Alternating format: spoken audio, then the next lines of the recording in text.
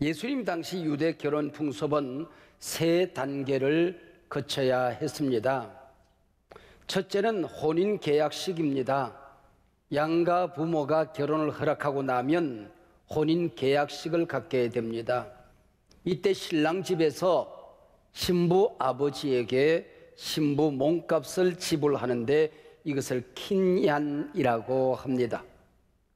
구속 사가들 가운데는 바로 이 유대 나라의 킨얀이 죄인된 인간에게 예수님을 보내서 죄값을 치르게 한 이 사건에 연결시켜 설명하곤 합니다. 두 번째 단계는 정혼 약혼식입니다. 신랑과 신부가 결혼 서약을 하고 예물을 주고받는 식입니다. 이 서약서를 게투바라 그렇게 이름을 하는데 게투바엔 두 가지 정도가 꼭 포함이 되어집니다. 평생 신부에게 집과 그리고 옷과 먹을 것을 제공하겠다는 약속입니다. 두 사람이 서로 약속을 합니다. 서로 밤에 잠자리를 제공하겠다고 하는 약속입니다. 생명의 후손을 그대와 함께 이어가겠습니다 하는 약속이 담겨져 있습니다. 이때부터 두 사람은 동거하지 않지만 부부로 인정이 되어집니다. 한쪽에서 정결을 파괴하면 이 혼인은 깨지는 것입니다.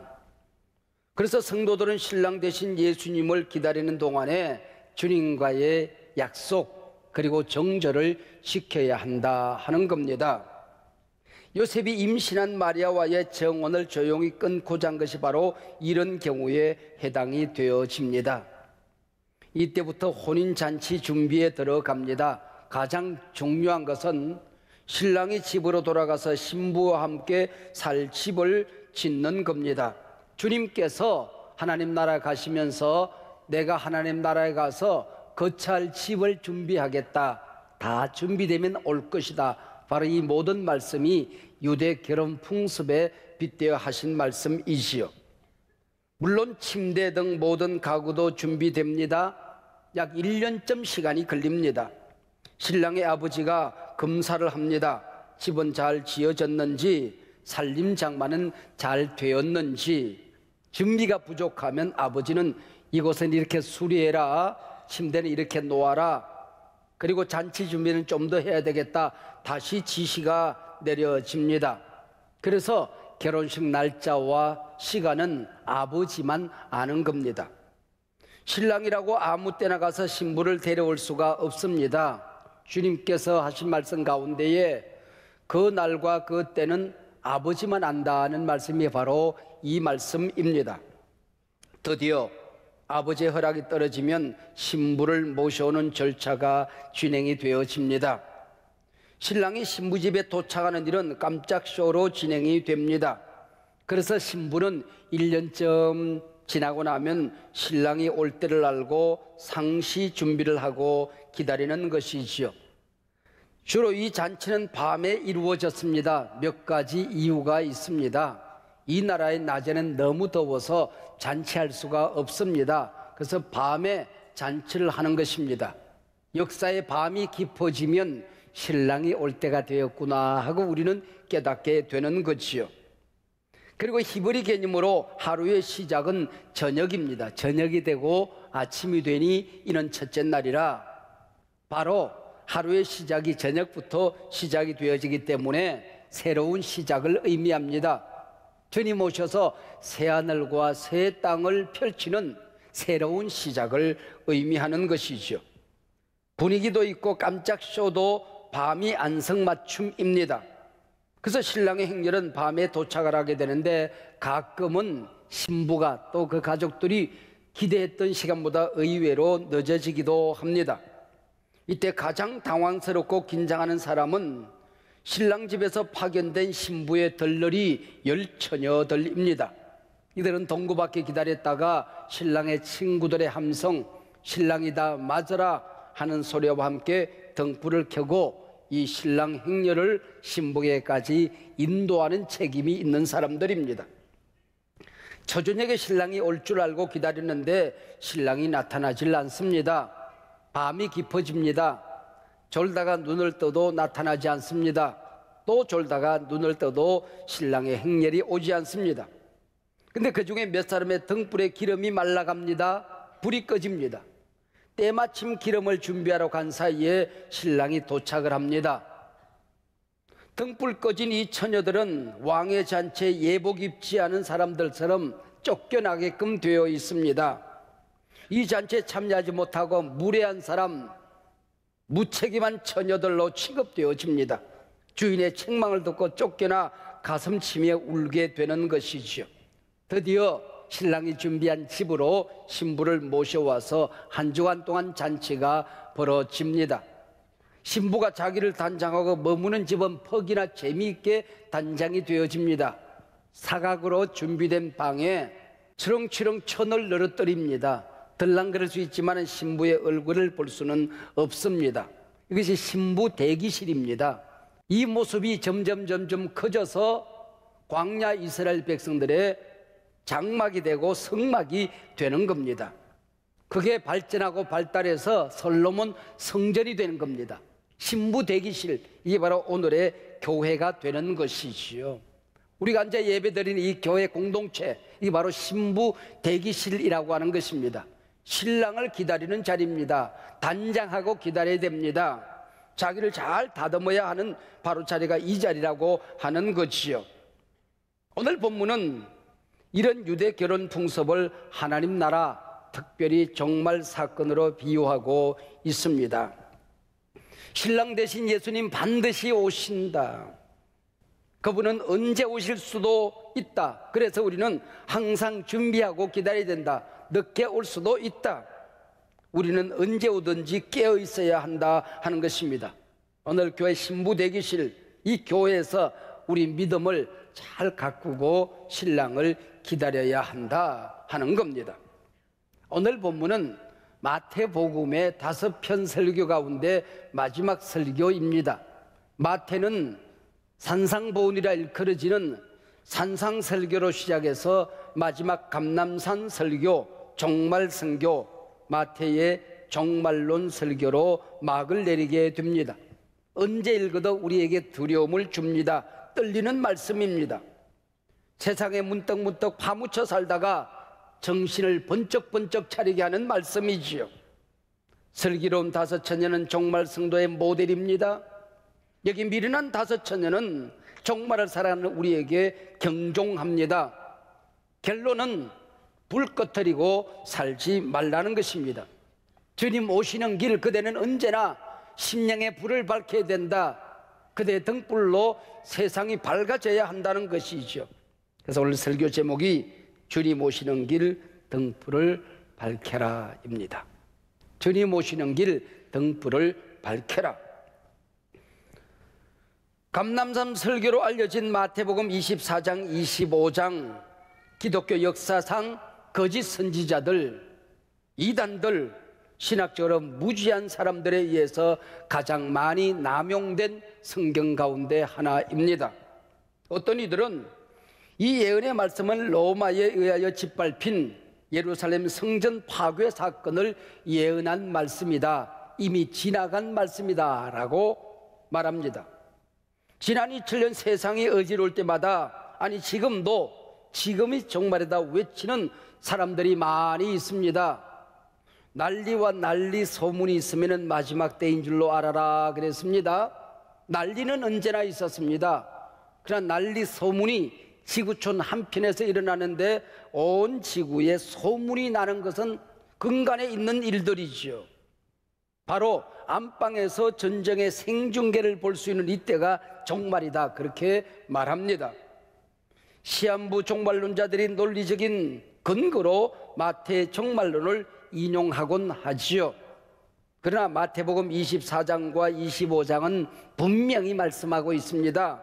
24장 36절, 그러나 그 날과 그때는 아무도 모르나니 하늘의 천사들도 아들도 모르고 오직 아버지만 아시느니라.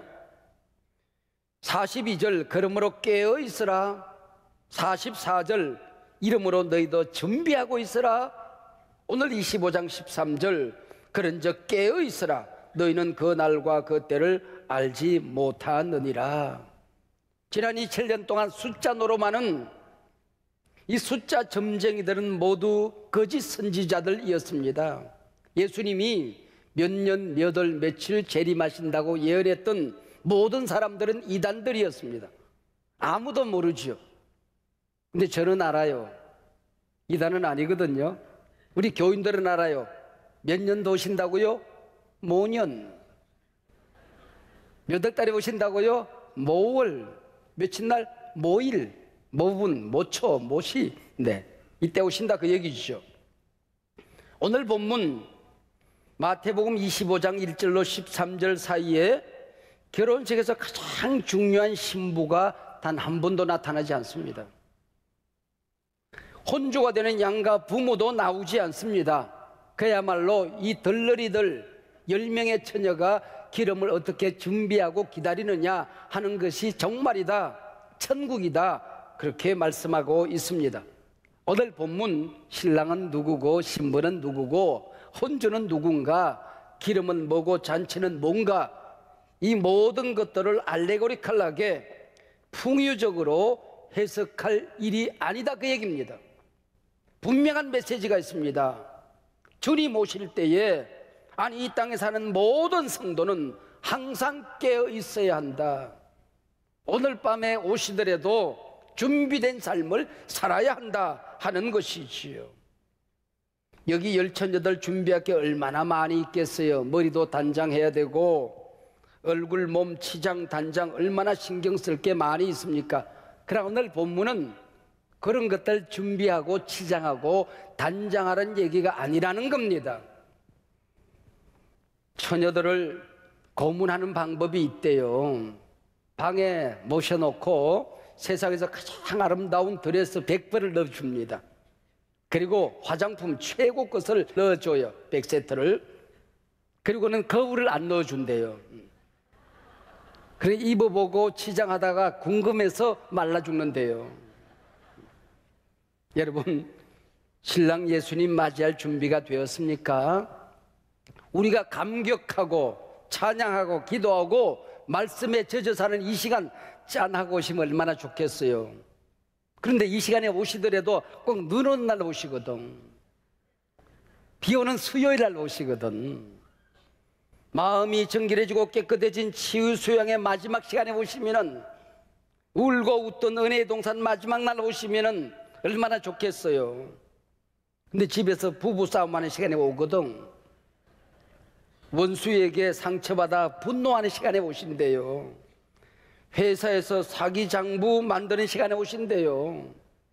그날따라 찬양대 빠지고 교사 빠지고 푸른 조장 실만을 묶여서 나이샷 할 때에 하얀 공 타고 내려오신대요. 여러분, 이 말씀 오늘 본문은 단순하게 설명합니다. 5절 다 졸며 잘세. 6절 밤중에 소리가 나되 보라 신랑이로다. 이게 바로 마지막 날 일어날 사건이라고 하는 것이요.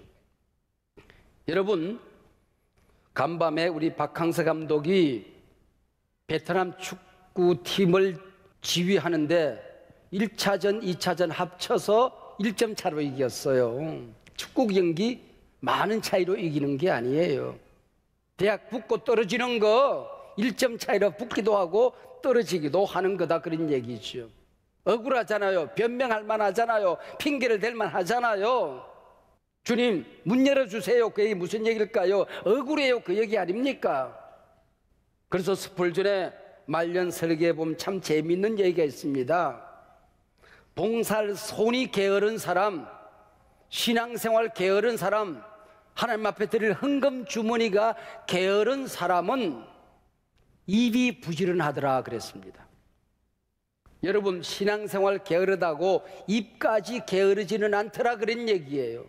뭐가 핑계거리가 많으면 문제가 있다 그 얘기예요. 본문 말씀이 말하는 열처녀들이 준비해야 될 기름이 뭘까요? 기름만 나오면 성령이라고 해석하는 사람들이 있습니다. 불만 번쩍이면 성령이겠거니라고 생각하는 사람들이 있습니다. 그렇게 되면 몇 가지 문제가 발생되어집니다.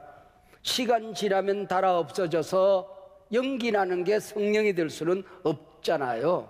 한번 내게 임하면 세상 끝날까지 나와 함께하는 게 성령님이시거든요. 그게 성령님이든 믿음이든 행함이든 주님을 맞이하는데 필요한 모든 것을 총괄하는 것이 기름이라고 할 수가 있는 것이요. 오늘 본문을 읽으면서 제게 의구심이 하나 있더라고요.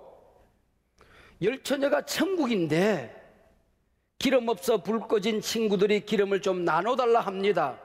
너무나도 매정하게 너희 있을 것은 너희가 준비해라. 끝. 잔치집에 기름을 준비하지 못해서 빌리지 못해서 처녀들이 쫓겨납니다. 근데 천국이 이처럼 냉정한 것인가? 천국이 이처럼 잔인한 것인가? 하는 의구심입니다. 그러나 본문이 말씀하는 중요한 진리가 있습니다. 천국 기름 빌려줄 수 있는 게 아니다. 빌어 쓸 수 있는 게 아니라고 하는 것입니다. 천국 티켓 한 장으로 둘이 가고 셋이 갈 수 있는 게 아니라는 겁니다. 내 구원 내가 이루는 것입니다. 내 믿음 내가 간직하는 것이다, 그 얘기지요. 아니 마누라 치마 잡고 가는 게 아니라니까요. 치마 벗어놓고 간다고 그랬잖아요. 잡을 치마가 없단 말이에요. 내 천국 티켓은 내가 준비해야 된다, 그런 얘기입니다. 어느 집사님 댁에 전도자가 노크를 했습니다. 똑똑똑. 누구세요? 이 집에 예수님이 계십니까? 예, 우리 집은 부부가 다 집사님 댁입니다. 아니 이 집에 예수님이 계십니까? 우리 모태신앙이에요. 모태신앙. 모태신앙 알아요. 모태.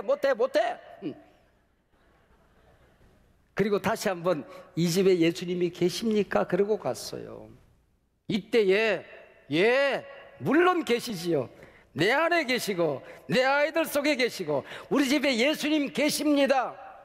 자신 있게 못하면 기름 마른 인생이란 말이에요. 오늘 죽어도 하나님 앞에 설 확신이 없으면 기름 준비하지 않은 처녀란 말이에요.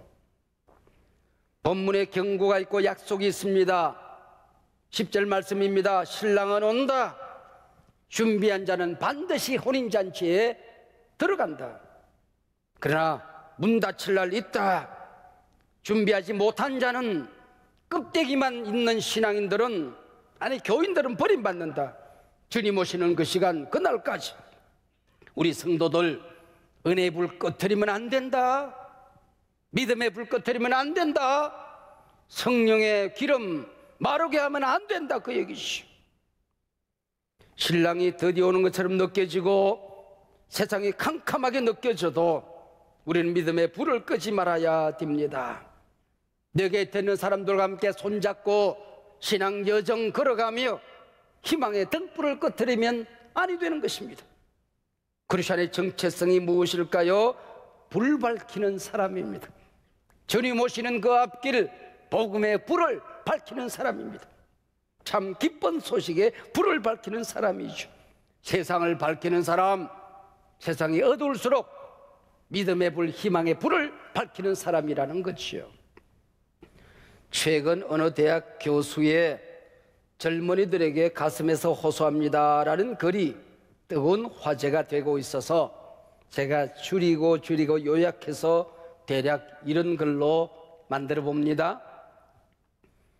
이 땅을 헬조선이라 비아냥하는 젊은이들이여, 한 번이라도 그대들의 저부모, 부모들이 어떻게 살아왔는지 돌아보라. 초등학교 어린 나이 학교 갔다 오면 책가방 팽개치고 5개월 떼약볕에 김 메고 풀 베고 깊은 산 들어가 땔감을 치고 날랐다. 초등학교 갓 졸업한 딸을 남의 집 식모로 보내며 어머니 할머니는 밤새워 울었다. 독일 광부로 가서 2km 지하 갱 속에서 석탄 캐던 얘기, 이방인의 시체를 굴리며 닦던 간호사 얘기, 사랑하는 아내와 어린 자식 두고 중동 건설 현장으로 달려가 막노동을 하던 얘기, 월남전에서 생명을 담보로 전쟁 치르고 돈 번 얘기, 모두가 그대들의 할아버지, 할머니, 그대들의 부모 얘기다. 나도 무학자 부모, 땅 한 평 없는 소장농 부모 밑에 태어나 호롱불 켜고 공부했고, 나보다 영특했던 내 누이는 중학교도 못 가고 공장에 취직하여 돈벌이를 했다. 그게 내 어머니 평생의 한이요, 가슴앓이요, 눈물이요, 병이 되었다. 그대들이 우습게 보는 크고 작은 모든 기업들, 가발 공장, 하청업, 일본인들에게 술 사주고 무릎 꿇고 기술 배워 일군 것들이다. 그대들이 누리는 스타벅스 커피, 스타크래프트 게임, 해외 배낭여행, 그 모든 것 그대들이 이룬 것은 아무것도 없다. 그대 부모들이 물려받은 세상보다 몇백 배 키우고 일구어 그대들에게 넘겨준 것들이다. 사기꾼들에게 속아 이 세상 밖 어디에 천국이 있는 양 이 땅을 비하하지 말라. 원래 인생은 고난의 길이요 고달픈 길이다. 아무리 암담하고 어두워 보여도 희망을 품으라. 세상이 어두워 보일수록 바로 그대가 희망의 불을 밝혀야 하느니라. 대략 이런 내용입니다. 물론 이 대학 교수의 글과 저는 조금은 달리 생각하는 점이 있긴 합니다. 우리 세대 가난 속에서 죽을 고생을 했지만은 어제보다는 오늘보다는 내일이 밝아질 것이라는 믿음과 희망이 있었습니다. 그래서 꿈꿔도 꿈이 있었고 고생하면서도 희망의 끈을 놓지 않았습니다. 그러나 요즘 젊은이들 사회 서열이 이미 정해져 태어난다고 믿고 있습니다. 금수저, 흙수저로 인생이 결정되어졌다고 그들은 생각합니다. 그래서 우리 세대보다도 우리 자녀들은 더 많이 격려받고 사랑받아야 한다는 생각을 하긴 합니다. 그러나 젊은이들이요, 세상이 반드시 그렇게 불공평한 것만은 아니랍니다. 힘쓰고 애쓰는 사람을 짓밟기만 하는 세상이 아니랍니다. 하나님의 자녀인 당신이 바로 어두운 이 시대 희망의 불을 밝게 하는 사람입니다. 마지막 때의 믿음을 보겠느냐? 바로 당신이 어두운 이 세상에 희망의 불을 밝혀야 하느니라. 복음의 불을 밝혀야 하느니라. 모든 희망의 끈이 떨어져 나갈 때에, 누구도 믿을 수 없는 이때에 믿음의 불을 밝혀야 하느니라. 사랑하는 여러분, 오늘 밤 천군 천사들의 함성과 함께 신랑이 오신다, 주님이 오신다면 여러분은 등불을 들고 맞이할 준비가 되어 있습니까? 주님 오심을 기다리는 이 대림절은 나의 등불을 점검하는 기간입니다. 대림절은 주님의 재림을 연습하는 기간입니다. 우리나라 제자훈련에 미쳐 살던 목사님이 성령운동에 미쳐 사는 목사님을 만나는 시간이 있었습니다. 목사님께 고백을 했습니다. 목사님, 저는 왜 이리 자주 목회 슬럼프에 빠질까요? 왜 내 영성은 침체 늪에 허덕일까요? 그렇게 가르치고 그렇게 목회하고 그렇게 돌보았는데 우리 교인들은 꺼져가는 등불처럼, 모닥불처럼 연기가 피어오를 때가 있습니다. 그러면은 궁뎅이를 높이 치켜들고 폐에서부터 바람을 이렇게 후후 부는, 불을 꺼뜨리지 않으려고 애를 쓰는 주부처럼 사는 게 제 목회입니다. 이처럼 자신의 연약함을 고백하면 성령운동하는 목사님도 이 목사님의 손을 덥석 붙들고, 목사님, 저도 마찬가지입니다. 그게 우리 아픔 아니겠습니까? 그럴 줄 알았어요. 근데 이분은, 목사님, 저는 늘 제 가슴이 너무 뜨거워서 찬물을 붓곤 합니다. 그래서 목사님이 제자훈련을 하시듯이 저는 혼자서 신약 서적을 읽고 뒤적거리며 제 심장을 다시 냉정하게 가다듬곤 합니다. 그리고 우리 기도하는 우리 교인들은 너무 뜨거워서 머리까지 뜨거워질까 봐서 그 머리 식혀주는 게 제 목회입니다 라고 대답을 했습니다. 여러분, 어느 목사님이 더 훌륭한 목사님이고 어느 목사님이 더 진실한 목사라고 여러분은 생각을 하십니까? 저는 두 분 다 귀한 분이라고 생각을 합니다. 주님, 내 영혼에 기름이 떨어졌습니다. 불이 꺼져갑니다. 궁뎅이를 높이 치켜들고 내 심령에 불이 꺼질까 봐서, 내 자녀들의 심령 속에 희망의 불이 꺼질까 봐서, 내가 섬기는 교회에 불이 꺼질까 봐서 후부는 폐를 움켜쥐고 후부는 이 목회도 아름답게만 하고, 심령이 뜨거워서, 목회가 뜨거워서 신앙생활의 감격과 기쁨으로 뜨거워져서 냉정해지려고 애를 쓰는 이 모습도 아름답기만 합니다. 오늘 이 마지막 때를 살아가는 우리 성도들의 정체성, 정의가 여기 있습니다.